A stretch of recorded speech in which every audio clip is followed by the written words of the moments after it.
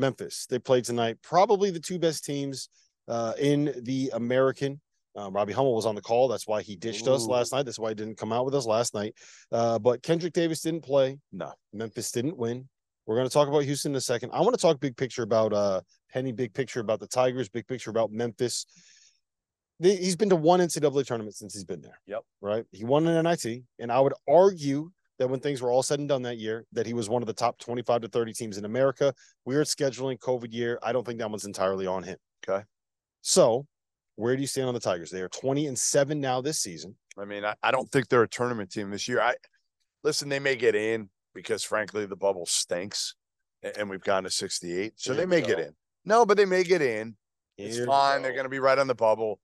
Ultimately, if you're at Memphis, are you okay with just being on the bubble every year?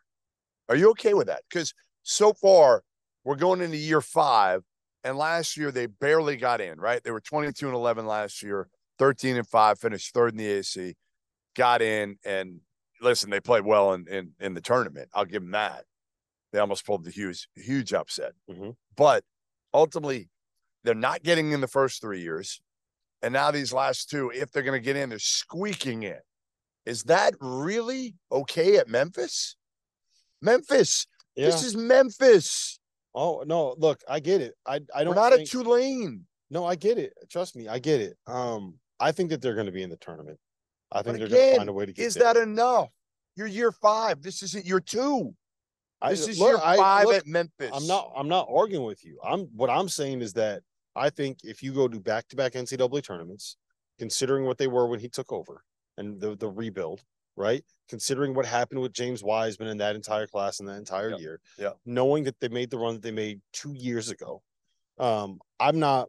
What are you grading Penny Hardaway? What are you grading? If you were to grade Penny, and I love Penny, so I hate doing this. I love Penny as a player, I love him as a guy. But like, I don't know. I mean, a C, maybe.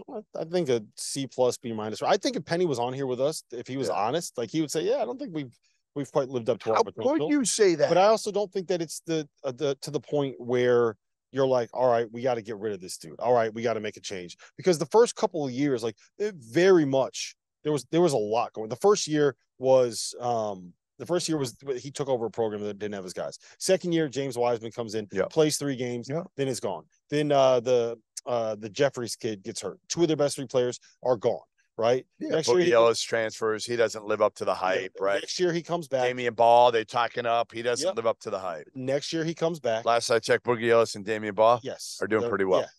Yeah. So maybe they were right about it. Next he comes back. They make it to they win the NIT. They're probably a top 25 or 30 team in America, if we're going to be honest, right? Yep. Next year, makes the NCAA tournament, wins a game. Probably was a little disappointing based off the people and players that he had. But once you got rid of the guy that loses every game that he plays and puts up big numbers, then they started doing a lot better, right? Then he comes back this year, 20-7.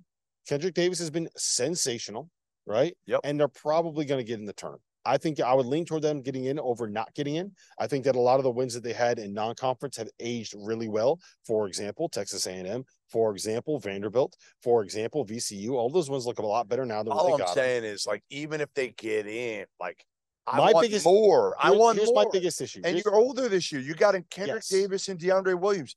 How old are those 2 dudes? 37 and 29. Right. And you're squeaking in. Now, Kendrick was hurt tonight. I don't think, but who cares? You weren't winning with Kendrick tonight at Houston. I know. Look, I don't think that they're squeaking in, 1 and 2. You don't think they're squeaking in? If you get an 8 seed, is that squeaking? They're not going to get an 8 seed. You're out of your mind. I'll reach into my wallet next time if they get an 8 seed. The one thing that I would say is I think the biggest issue right now with Memphis and with Penny and with the way that this program is going is that you're losing the talent before you have a chance to realize the talent. Imagine this team right now with Damian Ball, who is a starter on a team that's going to be a top 15 in America. Yeah. Boogie Ellis, who is probably the best point guard. They didn't utilize him right. Probably the best point guard. They didn't utilize him. They didn't play him. Pac-12. Right. Musa Cisse, last year's Big 12 Defensive Player of the Year. No, they got put talent. Those guys on this team. Right. It's retention. Yes. Right. You're saying it's retention. The issue is, why are the players that are good not as good when they are at Memphis? Well, they're younger. Yes. First of all, they're younger. So you need to get old. And then but they got old. They got Kendrick Davis and DeAndre Williams. But they got They're older. Look, I hear you. I'm not saying that he's doing a great job, but having Kendrick Davis. And again, I'm not saying to fire him. I'm just saying they've underachieved. They've underachieved for what the program expects. He's just trolling. I'm not trolling. I'm not trolling. You're Memphis.